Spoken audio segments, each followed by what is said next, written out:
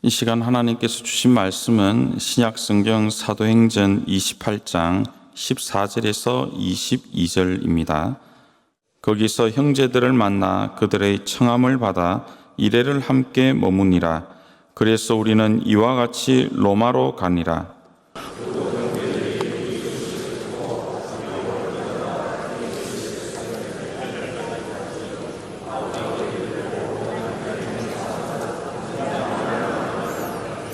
우리가 로마에 들어가니 바울에게는 자기를 지키는 한 군인과 함께 따로 있게 허락하더라.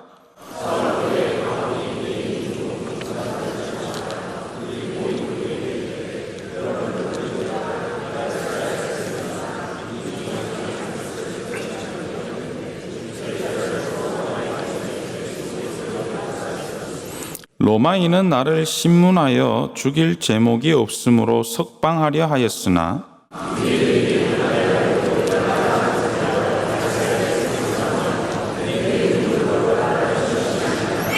이러므로 너희를 보고 함께 이야기하려고 청하였으니 이스라엘의 소망으로 말미암아 내가 이 쇠사슬에 매인 바 되었노라.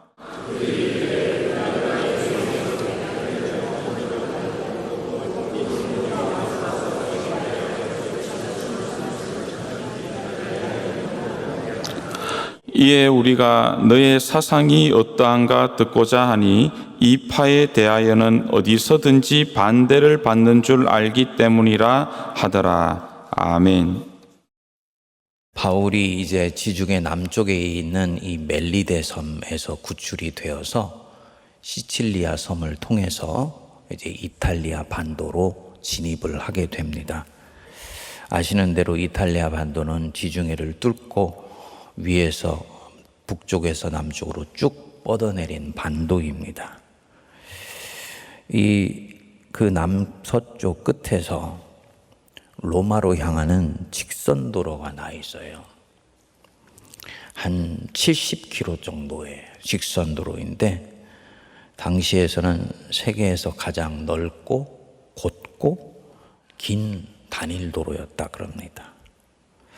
바울이 이제 이 로마 진입로인 이곳에 섰는데 15절에 보시면 그곳 형제들이 우리 소식을 듣고 아비아 광장과 드레이스 타베르네까지 맞으러 나왔다 그랬습니다. 아비오 광장은 이 도로상에 있는 당시 유명한 광장이고요. 그리고 타베르네는 로마시에서 53km 남쪽에 떨어진 바로 이 도로상에 있는 도시인데 상점과 여관이 즐비하게 놓여 있는 그런 도시였다 그럽니다.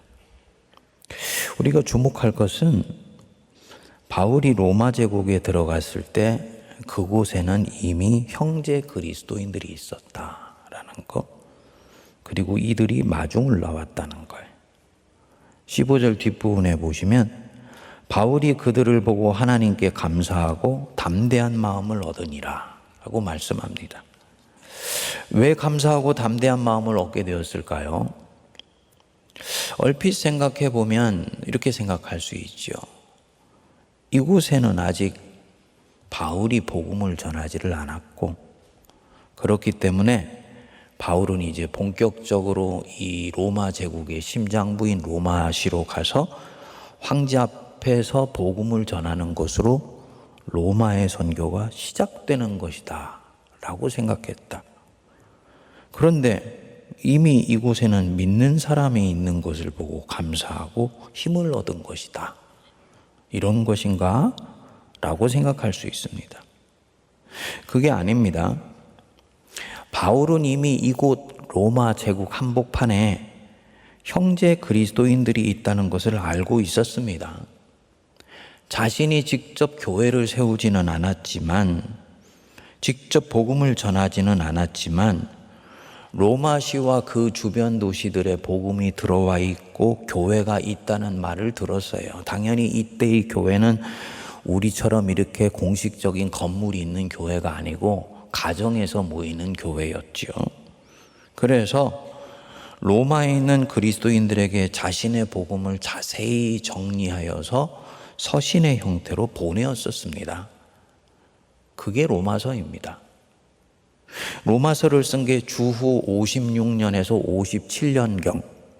그리고 바울이 사도행전 28장에서 쇠사슬에 매어서 황제에게 상소하려고 이 로마로 들어온 때가 대략 3, 4년 지난 60년경이에요.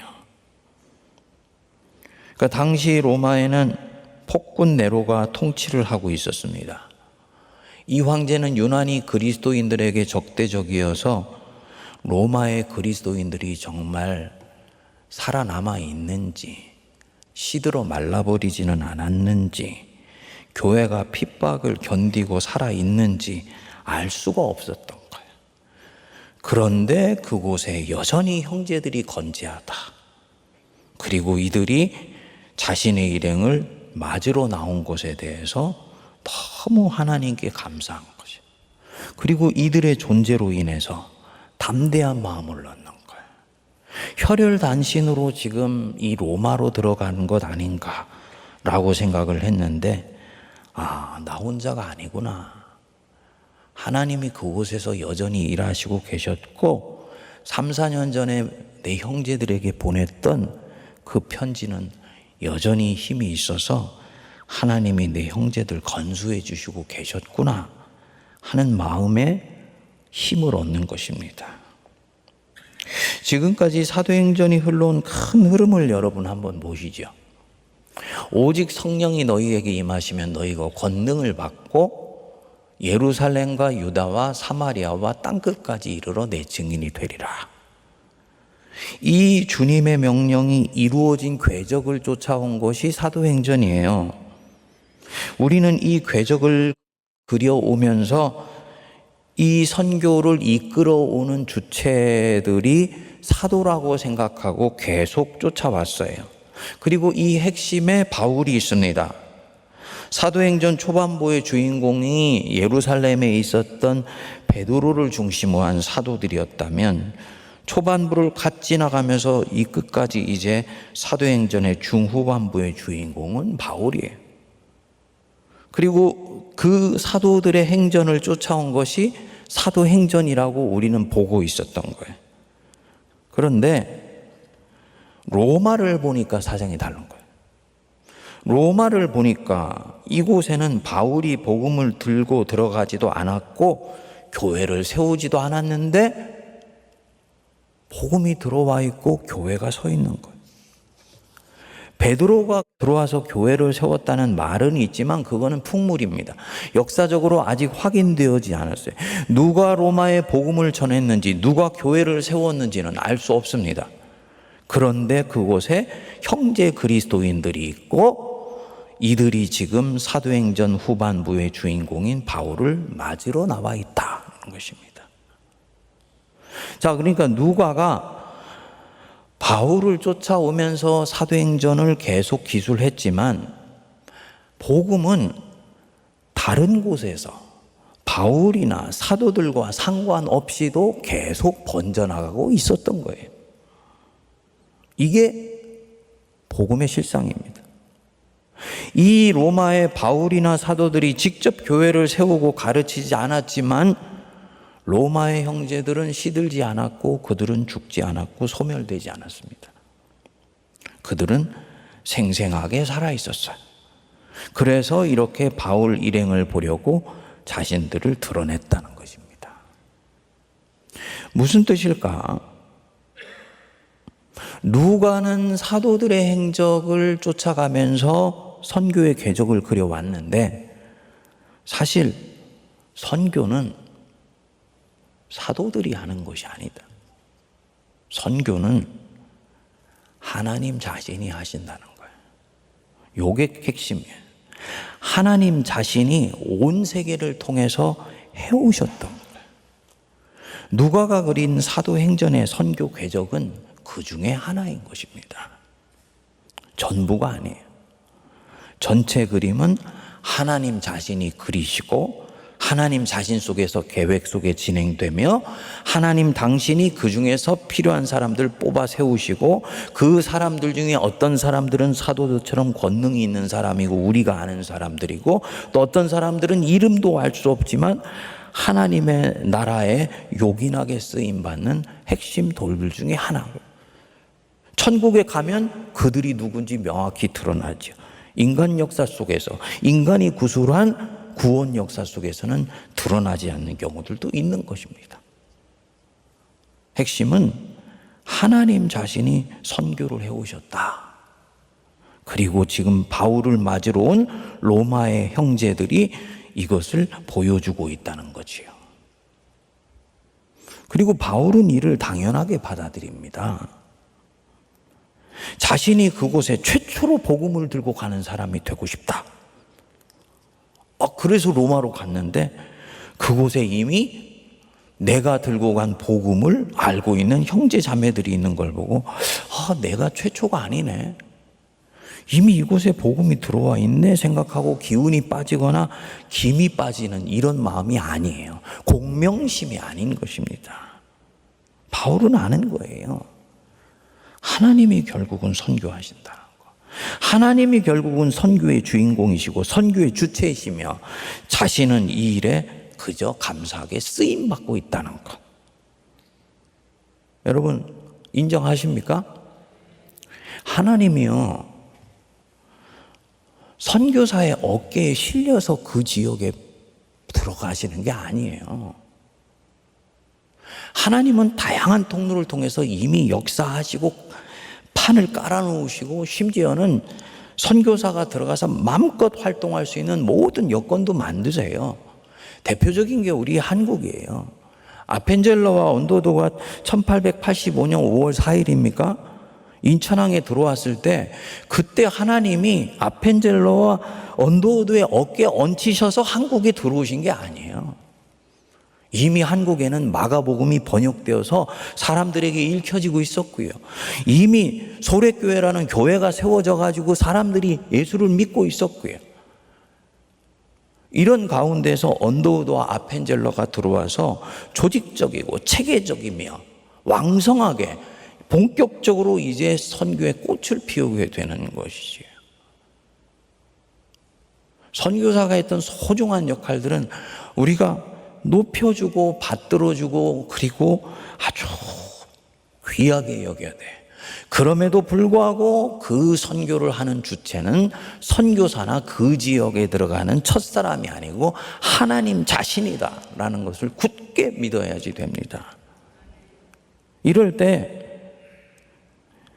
하나님이 하시는 일의 궤적을 바르게 볼 수 있는 것입니다. 복음은 늘 성령의 바람을 통해 전달이 된다. 누가 전했는지도 모르고 어떻게 전해졌는지도 모르지만 복음 그 자신은 자신의 일을 하시는 능력이 있다. 내 자신 없어도 얼마든지 일하시는 하나님이신데 그분이 지금 나를 들어 초청해서 사용하시고 있다. 이것이 그저 감사할 뿐이라는 거죠. 목사님, 그럼 하나님이 선교하시니까 선교 안 해도 되겠네요? 라고 생각하시면 안 됩니다. 로마의 선교는 바울이 이제 이곳으로 들어오면서 결정적인 전기를 갖게 됩니다. 여태까지 살아있으면서 숨만 쉬고 명맥을 유지해둔 이 공동체가 체계적이고 조직적이고 정교한 바울의 복음을 듣고 활력을 얻게 될 것이고 이제 교회는 그의 가르침과 훈련으로 역동적으로 일어나게 될 것입니다. 이제 복음이 뻗어나가게 되는 거예요. 사실 바울이 이곳에 올 때는 생각을 했겠죠. 아까 말씀드린 대로 로마의 교인들 정말 살아있을까? 내가 그들을 돌볼 수도 없었는데 시들어 버리지는 않았을까?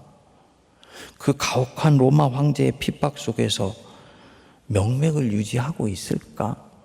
온갖 생각이 다 들었는데 이들의 존재를 딱 확인할 때 바울 안에 자신의 생각이 얼마나 기우였는지 알게 되죠. 하나님이 하나님 자신의 일을 하신다는 것을 얼마나 가볍게 여겼는지를 인정하게 되죠. 그 로마에 나 혼자 있는 것 아니고 나 혼자 가는 것 아니다. 묵상해 보면 참 은혜가 됩니다. 주님 일 하다 보면 가끔 그런 생각이 들잖아요. 홀로 이 길 가는 것 아니야? 열심히 애는 쓰는데 열매는 생기지 않고 혼자 몸부림치고 있는 것 아니야? 고립되어서 혼자 애쓰다 끝나버리는 거 아니야? 착각 중에 착각입니다. 하나님은 하나님 자신의 일을 하세요. 어딘가에는 나하고 똑같은 사명감을 갖고 같은 방향을 보면서 일하는 사람도 있고요. 내가 혼자 고군분투하고 있는 것 같지만 주님은 다른 여러 곳에서 자신의 일을 하세요. 나만 고군분투하고 있는 거 아닌가 생각하고 낙심하는 것, 그건 교만한 마음입니다. 선교는 결국 하나님 자신이 하시기 때문이에요. 새벽에 묵상을 하는데 주님이 저한테 명료하게 안에서 말씀하시는 것 같더라고요. 종아, 나는 내가 할 일을 한다. 너는 네가 할 일 해. 아주 담백하지만 명료했어요. 여러분, 환경 여건 보시면서 내가 하고 있는 일에 대한 평가하지 마시기 바랍니다. 혼자 일하고 있다고 생각하는 거, 그거 교만한 마음입니다. 나는 내 일 할 테니 너는 네 일 해. 그럼 그걸로 충분해. 열매와 결실을 얼마나 줄지, 그 열매와 결실을 언제 줄지, 네가 살아있는 10년 내에 줄지, 네가 죽을 때 줄지, 그 뒤에 줄지, 그것도 내가 결정해. 너는 네 일 해. 네가 여기에서 결실이 적으면 천국에서 네 상은 더 큰 거야. 예수님 말씀하셨죠? 어두운 시대 속에서 홀로 하나님 일하다 지쳤던 사람이 있지 않습니까? 엘리야, 하나님께 하소연했죠? 저들이 선지자들을 핍박하고 죽이고 이제는 나 홀로 남았나이다. 주님 이 말씀 들으시고 속으로 웃으셨을 것 같아요. 한참 지나서 말씀하잖아요. 천만의 말씀이다. 내가 너를 위하여 바알에게 무릎 꿇지 아니한 7,000명의 용사를 남겨뒀다. 하나님은 하나님의 일을 하시는 겁니다.